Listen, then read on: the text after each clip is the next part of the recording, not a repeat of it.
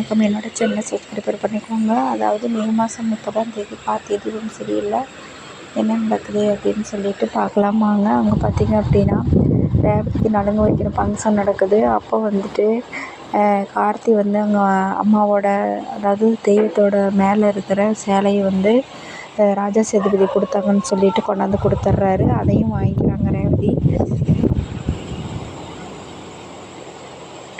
அதுக்கப்புறமா பார்த்திங்க அப்படின்னா அடுத்த நாள் காலையில் நலுங்கு ஃபங்க்ஷன் நடக்குது.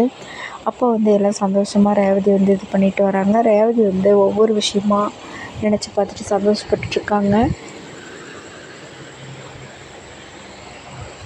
அப்போ வந்து நலுங்கு வைக்கிறதுக்காக எல்லோரும் நலுங்கு வைக்கிறாங்க. அதுக்கு முன்னாடி பெரிய மாப்பிள்ளை என்ன பண்ணுறாருன்னா, அந்த சாமுண்டீஸ்வரோட ஃப்ரெண்டோட பையன், அவர் வந்து ரொம்ப மோசமானவர். அவரை போய் தலையில் ஓங்கி அடிக்கிறாரு. அதுக்கு முன்னாடி அவன் வந்து சொல்கிறான் கார்த்தியை பார்த்து, ஏன்டா என்னை 2 தரம் என்ன பண்ணிட்டேன், என்னை யார் என்னன்னு எனக்கு தெரியாமல் என்னை மேட்ட மோதிட்டேன், உன்னை என்ன பண்ணுறேன்னு பாடுறா அப்படிப்பாரு. அப்போ தலையில் பெரிய தடியை எடுத்துட்டு, நானும் உன்னையும் 2 தரம் தான்டா அடிக்க போகிறேன் அப்படின்னு அடித்து கைகளெலாம் கட்டி வச்சுட்டு, ஏன்டா நீ வந்து எங்கள் ரேவதி நலுங்கு வைக்கிறியா, படுத்துக்கடடா கம்முன்னு அப்படின்னு கைகளை கட்டி வச்சுட்டு போயிடுறாரு. அதுக்கப்புறமா சரின்னு சொல்லிட்டு சாமுண்டீஸ்வரோட கணவர் சொல்கிறாரு, எம்டி சார் நீங்களும் வந்து நலுங்கு வைங்கிறாங்க. உடனே சாமுண்டீஸ் வந்துட்டு, அவர் நம்ம குடும்பத்தாளா, எதுக்கு சம்மந்தமே இல்லாமல் அவரை வந்து நலுங்கு வைக்க சொல்கிறீங்கங்கிறாங்க. அவரும் ஒரு மாப்பிள்ளை தானேங்கிறாங்க. என்னப்பா சொல்கிறீங்கங்கிறாங்க ரேவதி. இல்லை எங்கள் அப்பாவே அவரை பேரனா ஏற்றுக்கிட்டாரு, அப்போ எனக்கு மாப்பிள்ளை தானே ஆகும் அப்படி இப்படின்னு சொல்கிறாரு. பரவாயில்லைங்க சார் வந்து வைங்கங்கிறாங்க. உடனே அவங்களும் வந்து நலுங்குலாம் வைக்கிறாங்க.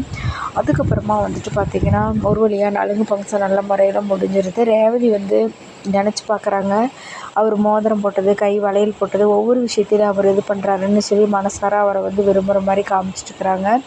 அதுக்கடுத்த சீனில் பார்த்திங்கன்னா ஆஸ்பத்திரி காமிக்கிறாங்க. அங்கே வந்துட்டு கார்த்தி வராரு. அங்கே போலீஸ் ஒருத்தர் நின்றுட்டுருக்குறாங்க. வாங்க கார்த்திக் சார், உங்களுக்காக தான் வெயிட் பண்ணிகிட்ருக்கிறேன். ஒரு முக்கியமான தடயம் எடுத்துருக்குறாங்க. அதாவது என்னென்னா, ஒரு போதை கடத்தல் மாதிரி இது பண்ணிகிட்ருக்குறாங்க. ரெட்டுன்னு ஒருத்தன் பேர்.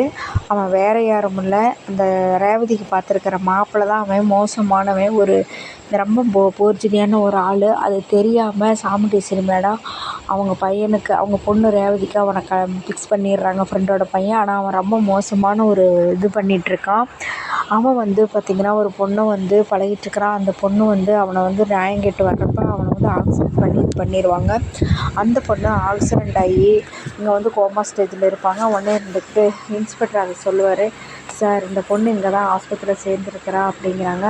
சரி வாங்க போய் பார்க்கலாம் அப்படிங்கிறாங்க. அந்த பொண்ணுக்கு ரெட்டு வந்து பற்றி எல்லா விவரமும் தெரியுங்க சார். அவளை வச்சு நம்ம என்னென்னு நோட் பண்ணோம்னா கண்டிப்பாக அவனை நம்ம கண்டுபிடிக்கிறதுக்கு வாய்ப்பு இருக்குது அப்படிங்கிறாங்க. சரி நான் பார்க்கலாமாங்கிறாங்க. உடனே உள்ளே போகிறாங்க. அவங்க அம்மா அழுதுட்டுருக்குறாங்க. ஏன் இவ்வளோ கஷ்டம் இது பண்ணிகிட்ருக்குறீங்க, என்னாச்சு அப்படிங்கிறாங்க. ஒன்றும் இல்லை, என் பொண்ணு நீ இப்படி ஆகிறதுக்காக நாங்கள் இது பண்ணினேன், அவனை நம்பி இது பண்ணிவிட்டு இப்படி ஆயிடுச்சு, என்ன பண்ணுறதுனே தெரியல, அப்பப்போ நினைவு வருது அப்புறம் போயிடுது அப்படிங்கிறாங்க. உடனே இன்ஸ்பெக்டர்கிட்ட சொல்கிறாங்க, இவன் இந்த பொண்ணை தவிர்த்து நமக்கு சரியான எவிடன்ஸ் யாரும் இல்லை, அவன் போட்டால் எதுவுமே நமக்கு தெரியாது, யார் என்னன்னு தெரியாது, இதை வச்சு தான் நம்ம கண்டுபிடிக்க முடியும் அப்படிங்கிறாங்க. உடனே அம்மா நீங்கள் எங்களுக்கு ஒரு ஹெல்ப் பண்ணுறீங்களா அப்படிங்கிறாங்க. சொல்லுங்கள் சாருங்கிறாங்க. ஒன்றும் இல்லை, உங்கள் பொண்ணு இதில் வந்து அவரோட நம்பர் இருந்தால் ஃபோன் பண்ணி, நான் போலீஸ் அது இதுன்னெலாம் போக மாட்டேன், எனக்கு வந்து என் பொண்ணுக்கு உடம்பு முடியாமல் ஆஸ்பத்திரியில் இருக்கிறா, கொஞ்சம் பணம் மட்டும் உதவி செய்யுங்க அப்படின்னு சொல்லி கேளுங்க, கண்டிப்பாக அவன் பணம் கொடுப்பேன், கண்டிப்பாக வந்துட்டு ஃபோனை வாங்கிட்டு போவான், கொஞ்சம் வீடியோ ஆதாரம்லாம் இதில் செல்லில் இருக்குது அப்படின்னு சொல்லி கேட்டு பாருங்கம்மாங்கிறாங்க.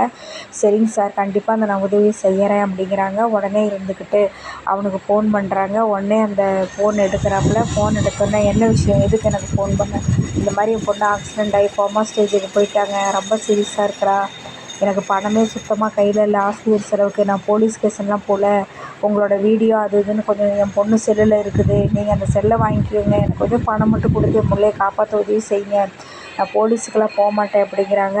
சரி உண்மையாக நான் போலீஸ்க்கு இதுன்னு போனேன்னா உன்னையும் கொண்டுருவேன், உன் பிள்ளையும் கொண்டுருவேன், ஒழுங்கு மரியாதையே வந்து உனக்கு பணம் வேணால் நான் தர்றேன், வந்து போனான்னா மரியாதையை என்கிட்ட கொடுத்துருணுங்கிறாங்க. கண்டிப்பாக கொடுத்துட்றேன் அப்படிங்கிறாங்க.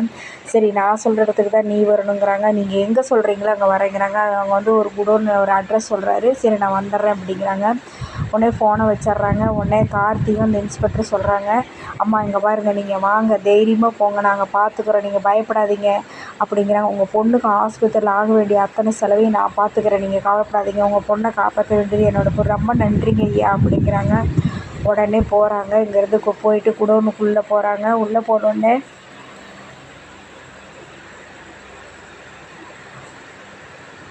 அந்த அம்மா உள்ளே போயிட்டு இந்த பக்கம் சுற்றி முற்றி பார்க்குறாங்க. 10 போலீஸ் ஃபுல்லாக ரவுண்டப் பண்ணிடுறாங்க. அவனை எப்படியாவது பிடிச்சிடணும் அப்படிங்கிறதுக்காக. உடனே பார்த்திங்க அப்படின்னா அவன் முகமூடி போட்டுக்கிட்டு அப்படியே உள்ளே நடந்து வந்துட்டுருக்கிறான். அதோடு பார்த்திங்கன்னா எபிசோடை முடிக்கிறாங்க. அடுத்து நாளைக்கு என்ன நடக்க போகுதுங்கிறத வெயிட் பண்ணி பார்ப்போம். அவனை கண்டுபிடிச்சா அவன் மோசமானவங்கிறத சாமுண்டிஸில் நிரூபிப்பாங்களா, என்ன நடக்க போகுதுங்கிறத வெயிட் பண்ணி பார்ப்போம். நன்றி, வணக்கம்.